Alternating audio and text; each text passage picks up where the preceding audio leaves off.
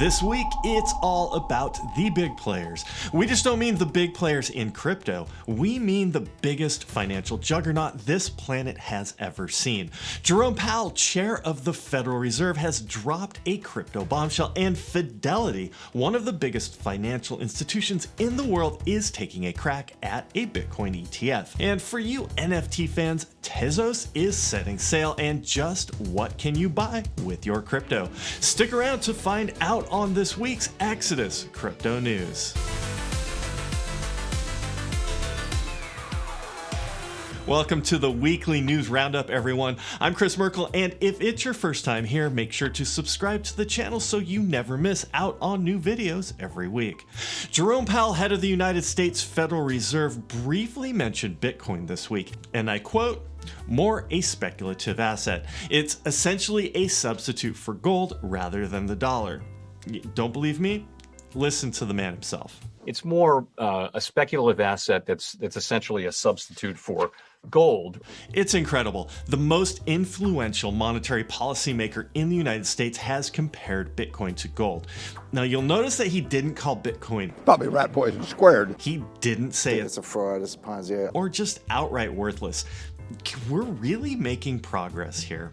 However, Jerome did go on to say that cryptocurrencies are highly volatile, see Bitcoin, and therefore not really useful as a store of value, and they're not backed by anything.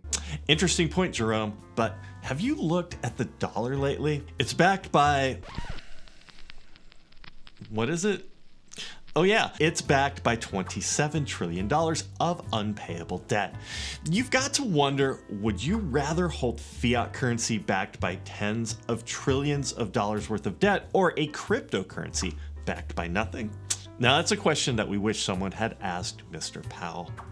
The SEC is where Bitcoin ETF applications go to die. Well, that being said, if there ever was an ETF that gets approved, it could be the Fidelity application. And here are 4 reasons why. 1. Fidelity is one of the largest and most trusted financial institutions in the world. 2. Fidelity has their own custody service, having a way to safely custody a commodity. 3. Gary Gensler is the new head of the SEC.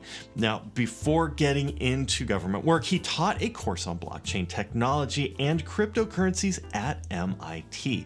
Given his background, we're all crossing our fingers that Gary is going to take a more positive approach to crypto. And finally, 4, Canada just approved a Bitcoin ETF last month, and Brazil just announced that they'll be doing the same. Not to get too elevated on hopium, but if there was ever a time for the SEC to approve a Bitcoin ETF application, it could be now. If it happens, we promise that Exodus will be the first to let you know. NFTs aren't just for Ethereans anymore. The Tezos network is dipping their toes in the water. OpenSea, the largest NFT marketplace in the world, is going to start supporting the Tezos NFT standard.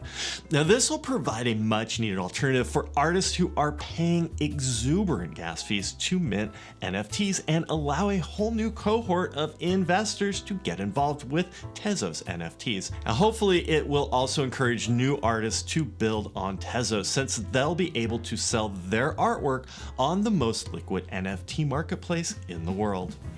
You might have heard the names before: the Barclays Center, Wrigley Field, and MetLife Stadium, just to name a few. What you won't find on that list is a stadium of any consequence that's named after a cryptocurrency or a cryptocurrency company. Now, I can't wait for the day when I can watch a game at Bitcoin Field, but FTX Stadium is a step in the right direction, at least. The cryptocurrency exchange FTX is reportedly planning to buy the naming rights to the Miami Heat Stadium. Currently, the building is known as the American Airlines Arena, but if the deal goes through, the name is going to get a lot shorter. FTX Stadium, FTX Arena, the FTX Sports Zone. Now, whatever they end up calling it, this will be another milestone in cryptocurrency history. FTX will reportedly pay $90 million over the course of 19 years for the naming right. Congrats, Sam Bankman-Fried and the entire FTX team. A few months ago, we said that Tesla had bought $1.5 billion worth of Bitcoin, and that they were planning to accept BTC payments for their cars. Well, Well, that day has finally come, and now a BTC payment option is on their website. Now, if you think this is just a publicity stunt, well, guess again. Tesla has said that when people pay in Bitcoin, well, they're going to keep the BTC on their balance sheet instead of converting it to dollars. Now, that's some Michael Saylor level conviction right there. Kudos to you, Tesla. What else can you buy with your crypto? We're way beyond alpaca socks and pizza at this point. You can buy real estate, software, and if you have a crypto debit card, well, the sky is the limit. Literally, you can book your next vacation with crypto and fly there. Well, thanks for watching, everyone, and make sure to hit those like and subscribe buttons. And until next time, hold on.